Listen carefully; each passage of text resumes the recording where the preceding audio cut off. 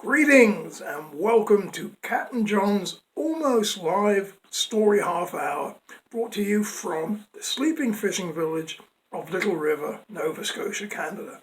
I'm Jonathan White, and if you've been following my videos and tales, you'll know that my intention here is to hopefully take you away from the madness of all the news and what's going on right now as we go through this horrible pandemic around the world.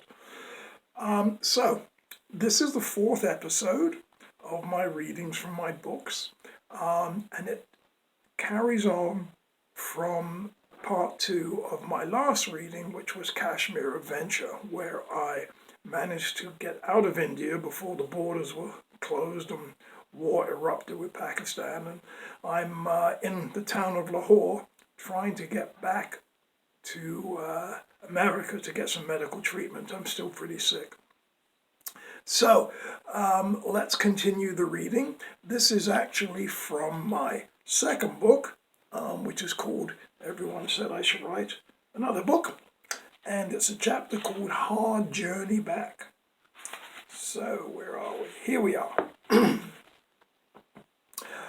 I had made it across the border between India and Pakistan a few days before war broke out, and travel between the two countries stopped. Still weak after my nightmare hospital stay, I could barely hold anything down. From Lahore, in Pakistan, old buses jostled me north to Rawalpindi and Peshawar. I dozed on the bouncing hard seats, trying to conserve energy and build up some strength for the long, grueling, cold journey back across Western Asia to Istanbul. I had little money, certainly not enough for plane fare, and I wasn't about to trouble my parents. A few weeks earlier, a letter had informed me that my father's business had burned down and they had enough to cope with. The war fever I had observed weeks ago when heading east to India had become even more prevalent in Pakistan. Now, the politicians had whipped the people into a frenzy and they were sure they would crush India. On the evening of December the 3rd, 1971, the Pakistani Air Force launched preemptive attacks on 11 Indian air bases in Kashmir and the Punjab, unleashing a terrible genocide. The war lasted only 13 days, one of the shortest wars in history, but it was very nasty.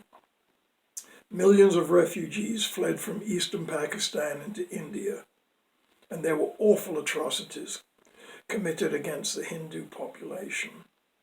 Fearful that the Pakistani Air Force would destroy its fabled landmark, according to Time magazine, at the time of the attack, the Taj Mahal was camouflaged with a forest of twigs and leaves and draped with burlap because its marble glowed like a white beacon in the moonlight.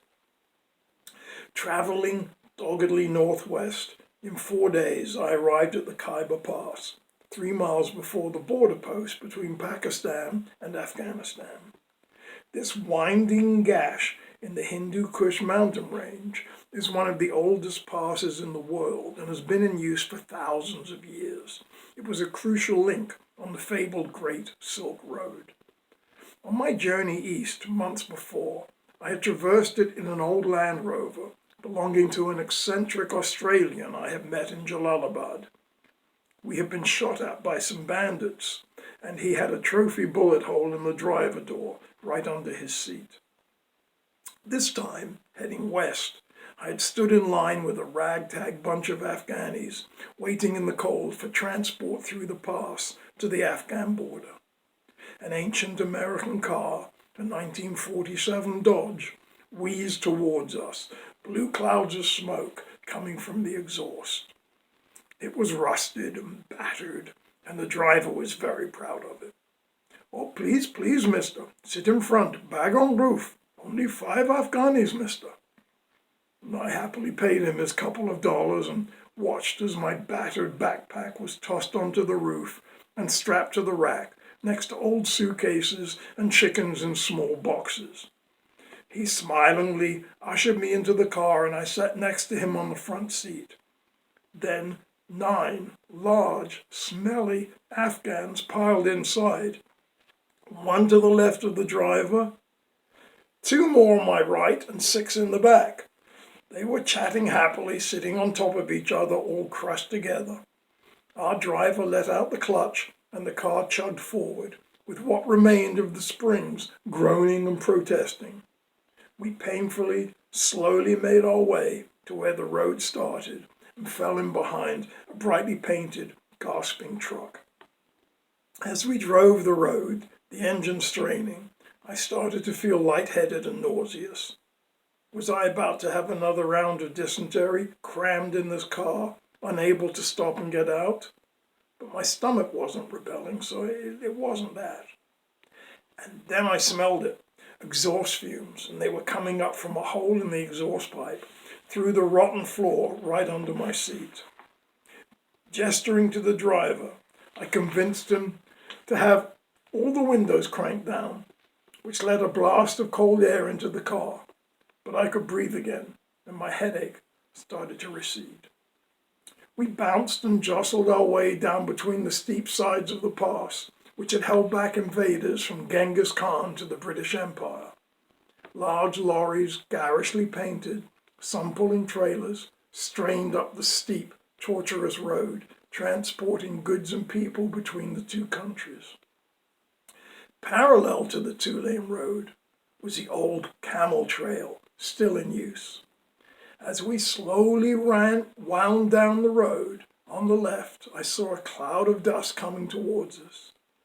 It was a camel train, about 50 of the protesting beasts lumbering up their narrow path, herdsmen in brightly colored robes, urging them forward with sticks. What an incredible sight, a window on history, as this scene had been played out thousands of times over past centuries. Arriving at the border crossing, the doors were opened and everyone tumbled out, retrieving their luggage as it was thrown down from the roof. My crossing into Afghanistan at Torkham was simple, and the difference in energy was palpable. Gone was the uptight anger of the Pakistanis. Welcoming was the reception of the kind, simple Afghans. I almost felt like I was home. That night I stayed in the market town of Jalalabad and met some hippies traveling away from the conflict in India and back towards Europe. The next day we rode west together in a creaking ancient bus of 40-year-old Leyland that had once negotiated leafy English country lanes. Arriving 3 hours later in Kabul, we made our way to Chicken Street, which had many cheap hotels catering to hippies on a budget. We scored some excellent hashish, which was legal then before the Taliban, and relaxed for a few days. I met a tall, gruff New Yorker named Jake, who, along with his nervous girlfriend Mary, was traveling in a British Ford Transit van. They were looking for one person to drive back to Istanbul with them and wanted $100 for the trip. He was tall and gangly with round gold-framed glasses and an imperious way of looking at people. Mary was petite and pretty, with fine chiseled features and dark hair in a ponytail. We got along all right, and I liked the idea of not having to change buses and face the cold weather in my still weakened state of health. We came to an agreement, and I gave him $50. The next day I said goodbye to my friends, climbed in the back, and lay down on the blankets in my sleeping bag. I still suffered from occasional intense stomach pains, and my energy level was very low. I looked forward to just relaxing on the 2,200-mile trip across Afghanistan, Iran, and Turkey, although that's not quite how it evolved. The weather was cold in December in Afghanistan, and I bundled up as we drove down the main road to Kandahar in the south. Now, I'm a fairly effusive person, outgoing, curious. It was obvious within the first few hours that Jake and Mary were not. Conversation was stilted and brief. These two came from wealthy families, and they had driven from England to India to buy old artifacts, paintings, and wall hanging to stock an art gallery they had in New York City. They thought they were better than everyone else and spent the journey putting down people they had met and pretty much ignoring me. They couldn't have cared less that I had just survived a near-death experience, and they seemed to take a sadistic pleasure in my pain. They also had a volatile relationship and would alternate between a tense peace and loud vocal screaming matches. Had I not given them almost half my money, I would have bailed out, but I decided to just be quiet and be thankful that the trip shouldn't last more than 10 days. In Herat, Afghanistan, I left them for a day and went to visit my friend Abdullah and his family. I was welcomed in, his younger sisters giggling, covering their faces and disappearing into back rooms. He was overjoyed to see me, although alarmed at how thin and sick I was. His mother fussed around me and produced a simple, healthy meal of kebabs, rice, and naan bread. After dinner, the men sat around, smoking from a pungent hookah, drank chai, and ate sweet desserts. It was wonderful, enjoying the simple camaraderie in a setting that hadn't changed in generations. The next morning, Abdullah gave me a tearful hug goodbye, and promising to send him medical books, I climbed into the back of the van and we headed off to Iran. The road was fairly smooth, and within an hour, we passed the famous hotel of Mr. Hashish. Here, in this ramshackle hostel, hippies traveling east were welcomed into liberal Afghanistan after the harsh restrictions of Iran. Mr. Hashish would rent you a piece of his floor to lay out your sleeping bag, and then he'd happily come around and sell you wonderful hash and Afghani sweet desserts. It was a colourful introduction to a fascinating country. But Jake kept on driving, eager to get over the border to Mashhad. At that time, Iran was held in the iron fist of the Shah and his wife, supported by their death squads. They were puppets of the United States government and did what they were told. The country was fairly liberal then. If you had money, women wore Western clothes if they chose, could drive cars, and many went to university. But it was still a very poor country, and most earned just a few dollars a month. Any complaints against the power elite was met with imprisonment, torture, and hanging. The border crossing took over 2 hours as the Iranian police removed everything from the van and searched it for hashish or opium. There was a story going around that a few weeks earlier, the border guards had caught a young Canadian forgetfully carrying a few grams of pure Afghani opium through the crossing. He was arrested, tried the next morning, executed that afternoon, and his passport then sent to the Canadian embassy. I don't know if it was true, but I had heard it from several people, and it certainly put fear in us. Supposedly, the Shah's wife controlled the opium trade in that country and wouldn't tolerate any competition, even a few grams. We'd stopped an hour before the border and gone through the van, finding and throwing out a small amount of hashish that would have sent us to jail. As it was, we spent a night in jail anyway. They found nothing, stamped our passports, and we were on our way to the market town of Mashhad, where carpet sellers by the score had cave-like showrooms in the sprawling bazaar. The sun was setting as we drove through the outskirts of the town, looking for the small hotel that Jake and Mary had stayed at when they were heading east. As it grew dark, scattered lights came on, throwing a feeble circle of light on the dim, dirty streets. We drove up one street, then down another. Jake and Mary were arguing. It didn't matter to me. I was going to sleep in the van anyway. They came to an intersection and stopped, trying to get their bearings. Within a few seconds, there was a small thunk as something was thrown against the side of the van. Then another, and another. Through the back window, I could make out a bunch of kids picking up small stones and throwing them. Then they ran around the van and started tossing them at the windshield. They weren't trying to break the glass, just having some fun with a foreign van, which was stopped in their patch of ground. But Jake got mad Then furious, he started beeping the horn, rolled down the window, and yelled at them. The kids thought that was pretty funny and began jumping up and down, taunting the strange foreigner in the blue van. Jake put the van in gear and drove it towards the kids. They thought this was a great game and raced up the dark street, looking behind and jeering at us. He followed them, beeping his horn. "Hey man, leave them alone. They're just kids. Let's go find the hotel," I said to him. His girlfriend was crying and begging him to stop, but he wouldn't listen to either of us and shifted into second gear as he followed the kids into their neighborhood. Suddenly, they all ran around the corner onto another street.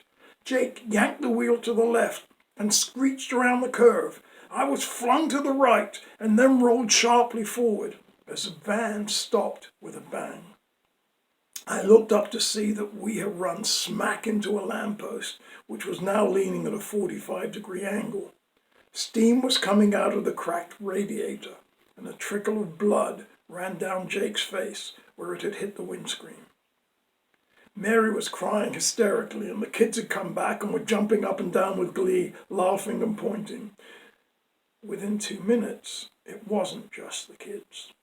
The noise, the crash, the horn beeping had brought out a whole bunch of men, and they weren't happy. They yelled at the kids, who suddenly went quiet.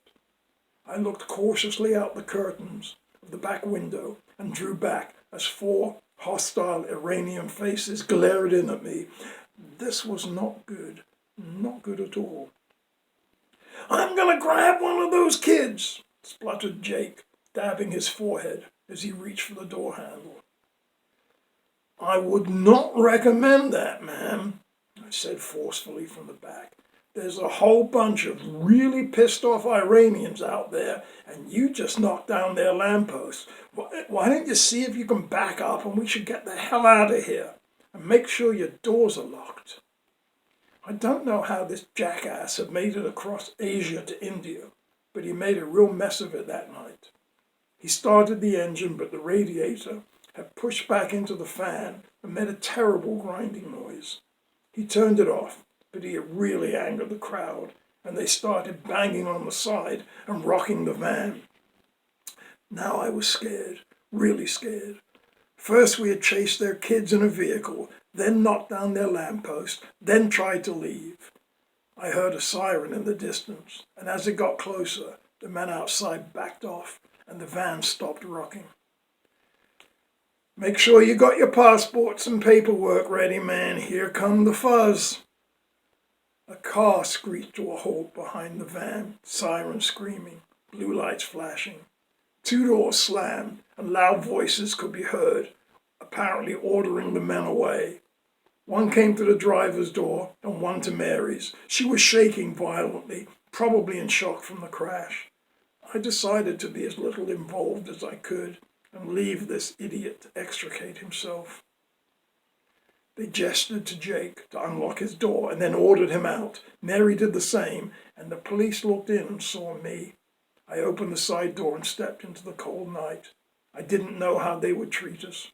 Would we be arrested and just disappear? Would they help us get the car fixed, give us a talking to, and let us go? Well, you'll have to tune in to part 2 to find out what happens.